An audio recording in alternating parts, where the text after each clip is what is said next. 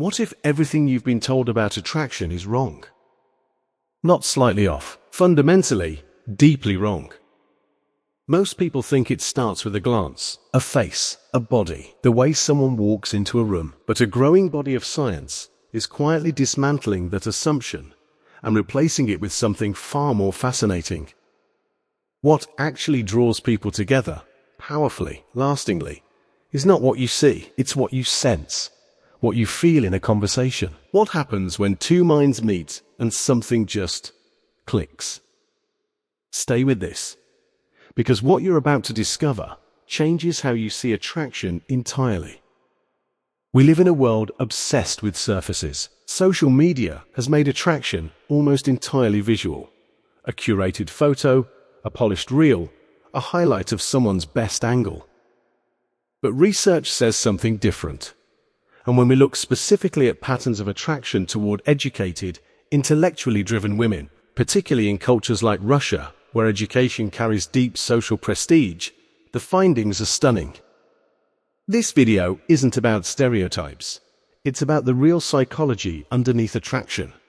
About cognitive compatibility, shared values, emotional resonance, and what science actually says drives long-term desire. By the end, you'll understand why the most magnetic people in the world rarely lead with their looks, and why that's not an accident. Here's a question almost nobody asks. Why do relationships built purely on physical attraction collapse so fast? The answer isn't complicated, but it is uncomfortable. Physical attraction activates the brain's dopamine reward circuit. It's fast, intense, fleeting. Neuroscientists have shown that visual attraction spikes early in a relationship and then declines, sometimes dramatically, within the first year. But there's another system at work, a slower, deeper one. And this system is driven not by what you see, but by what you understand about the other person.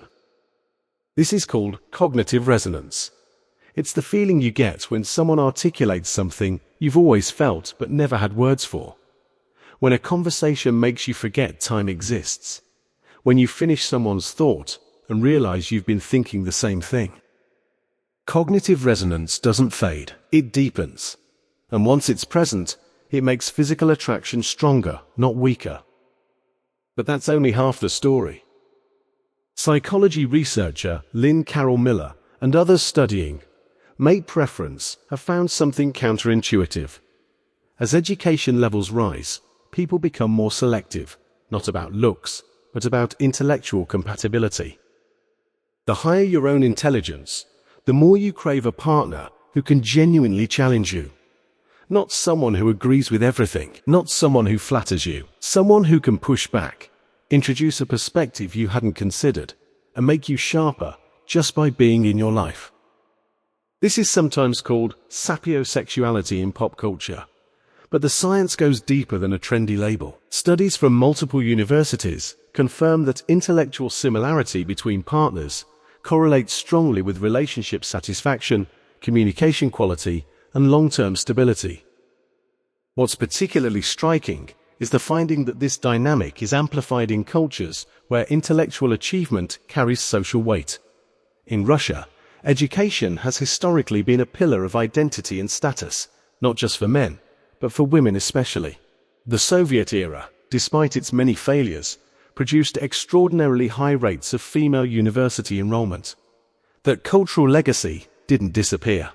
It embedded itself. And the result is a unique dynamic, one where intelligence and attraction become almost inseparable.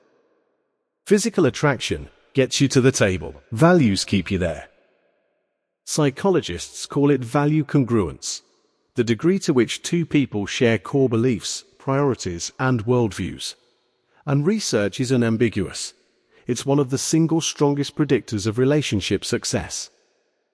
When you meet someone who treats honesty the way you do, who approaches ambition the way you do, who sees the world through a similar philosophical lens, something primal recognizes it. Not consciously. It registers as chemistry, as ease, as that rare, disarming feeling of being truly known. Studies on long-term couples consistently show that the strongest relationships aren't built on passion alone. They're built on the quiet, daily confirmation that this person gets me, that their values protect you, that their worldview makes your own richer. And here's what's fascinating about educated individuals specifically. Their values tend to be more articulated, more consciously examined. They've read, debated, traveled, questioned assumptions. This doesn't make them better, but it does make their values more defined, which makes value matching more precise and potentially more powerful. But wait, there's something even more surprising buried in the research. Here's the twist most people don't see coming. Researchers studying attraction in high education populations found that vulnerability, not confidence, not brilliance, not success, was the single most attractive cognitive trait. Not weakness, vulnerability. The willingness to say, I don't know. To share uncertainty without needing to perform certainty. To engage with ideas honestly, even when honesty requires admission.